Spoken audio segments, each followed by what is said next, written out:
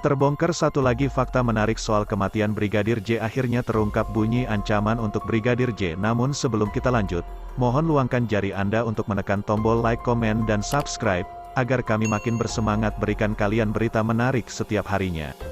Terungkap satu lagi fakta menarik soal kematian Brigadir J. Ternyata, pada tanggal 8 Juli tahun 2022 atau saat Brigadir J tewas, terdapat 23 missed call ke nomor HP Vera Simanjuntak, pacar Brigadir J. Hal ini diungkap kuasa hukum Brigadir J. Kamarudin Simanjuntak seperti dilansir dari wawancara YouTube Refly Harun. Kamarudin Simanjuntak menduga panggilan itu bukan dari Brigadir J saat itu. Ponsel Brigadir J sudah dikuasai pihak lain. Sampai saat ini 3 HP dengan 4 nomor belum ditemukan. Siapa yang menguasai HP ini? Karena diduga HP tergeletak di rumah dinas itu, kata dia. Ungkap Kamarudin Simanjuntak. Pada tanggal 7 Juli tahun 2022 atau sehari sebelum tewas, Brigadir J sempat beroleh ancaman pembunuhan. Ancaman pembunuhan itu berisi pesan aneh tentang naik ke atas. Katanya, jika naik ke atas kita bunuh dia, ujarnya. Dia sendiri mempertanyakan makna naik ke atas itu. Apakah naik tangga ke atas, atau lapor ke pimpinan atau yang pangkatnya lebih atas, ini yang mesti dicari tahu, katanya. Kamarudin Simanjuntak menuturkan, dugaan tentang 3 ajudan Ferdi Sambo yang iri hati terhadap Brigadir J. Mereka sempat mencibir saat Brigadir J curhat pada Vera Simanjuntak. Ada 3 suara pria yang nyinyir menurut pengakuan Vera, kata dia. Sebut dia iri hati muncul dikarenakan kinerja Brigadir J yang kinclong hingga ia disayang atasannya. Percakapan Vera dan Brigadir J pada bulan ketiga Juni antara tanggal 21 dan tanggal 29 Juni mengungkap pengancaman skuad lama terhadap Brigadir J. Ternyata Vera ini sudah tahu tentang skuad ini. Vera kemudian mengaku jika dirinya sempat bertanya ke almarhum siapa yang mengancam, skuad lama atau skuad baru, kata Vera. Kata dia, di sisi lain muncul kabar bahwa terungkap detik-detik kematian Brigadir J menurut rekaman CCTV di rumah dinas Irjen Ferdi Sambo.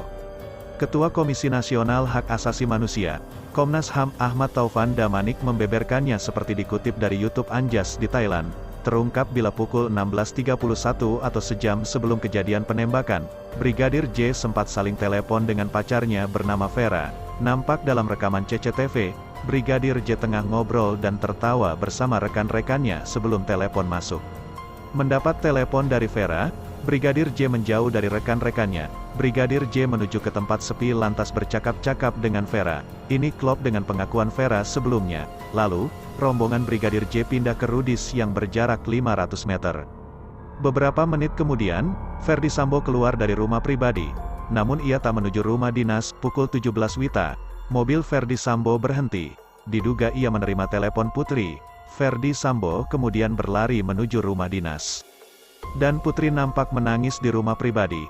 Sebelumnya polisi mengungkap kematian Brigadir J. Ia disebut hendak melecehkan istri Ferdi Sambo. Kepergok Baradae, tembak-menembak terjadi dan Brigadir J tewas. Di sisi lain, kasus kematian Brigadir J masih berkabut. Kendati sudah diselidiki polisi dan dipelototi netizen se-Indonesia, namun penanganan kasus ini terkesan lambat. Pengacara keluarga Brigadir J. Kamarudin Simanjuntak mempertanyakan tentang baju yang dipakai Brigadir J saat kejadian pembunuhan. Kita tidak tahu di mana baju PDH, kaos kaki dan sepatu almarhum JP milik Brigadir J dan pakaian saat dia dibunuh juga tidak diketahui siapa yang menguasai, kata dia seperti dikutip dari YouTube Refly Harun. Kamarudin Simanjuntak meyakini baju yang dipakai Brigadir J dapat memberi petunjuk penting, karena di baju tersebut pasti akan ada banyak DNA. DNA juga ada 2 kategori. Apakah DNA ini berasal dari Brigadir J atau DNA ini berasal dari orang lain? Ini bisa menjadi satu petunjuk yang luar biasa. Diketahui, Brigadir J sebelumnya diberitakan tewas setelah baku tembak dengan Baradae. Disebut Brigadir J hendak melakukan pelecehan seksual terhadap istri dari Irjen Pol Ferdi Sambo. Namun banyak netizen yang meragukan hal itu. Desakan pun muncul hingga akhirnya Polri menonaktifkan Irjen Pol Ferdi Sambo dari jabatan Kadif Propam Polri dan sejumlah petinggi Polri lainnya. Kemudian Polri melangkah jauh dengan menaikkan status kasus itu ke penyidikan. Fakta terbaru disebut Kamarudin Simanjuntak selaku kuasa hukum keluarga Brigadir J. Menurut dia Brigadir J diduga menjadi korban pembunuhan berencana. Buktinya adalah rekaman elektronik di mana sebulan sebelum tewas dirinya sempat menangis ketakutan. Brigadir J disebut beberapa kali mengalami ancaman pembunuhan. pihak keluarga mempunyai keyakinan bahwa kematian Yosua bukan hanya sekedar baku tembak dengan Baradae, menurut penjelasan dari Kamarudin Simanjutak.